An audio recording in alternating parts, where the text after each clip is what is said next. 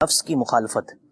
اس کے لیے جو علماء اور صوفیاء نے جو لفظ استعمال کیا ہے وہ نفس کشی ہے، کہ جو بزرگی ہے اس کے حصول میں جو سب سے بڑی رکاوٹ ہے وہ شیطانی وار ہیں، اور انسان کا جو نفس ہے وہ ہے۔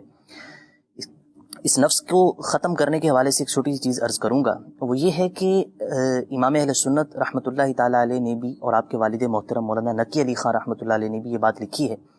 کہ انسان اگر اپنے آپ کو مطالعے کے اندر اور علم دین کے حصول کے اندر مصروف رکھے تو اس کا جو دماغ ہے وہ نفس کی آماجگاہ نہیں بنتا۔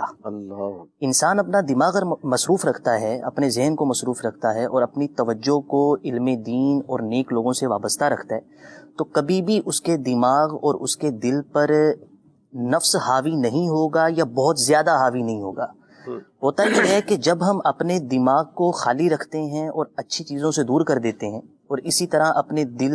اور دماغ کی جو توجہات ہیں اور جو اس کی کہہ لیں کہ لوگوں سے وابستگی ہے، اس کو جب بالکل فضول چیزوں سے مصروف بھر لیتے ہیں ان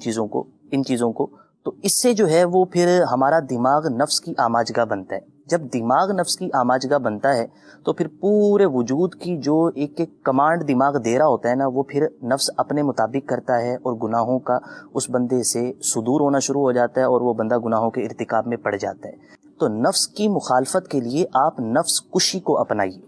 اور نفس کشی کا جو سب سے بہترین طریقہ ہے وہ اپنے آپ کو اچھی چیزوں میں مصروف کرنا ہے۔ وہ مطالعے میں مصروف کر لیں،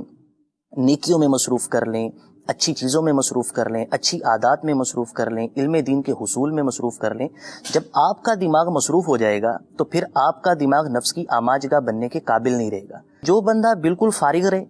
یا فارغ نہیں ہے تو مصروف تو ہے، مگر ایسی جگہ دفتر میں مصروف ہے کہ جو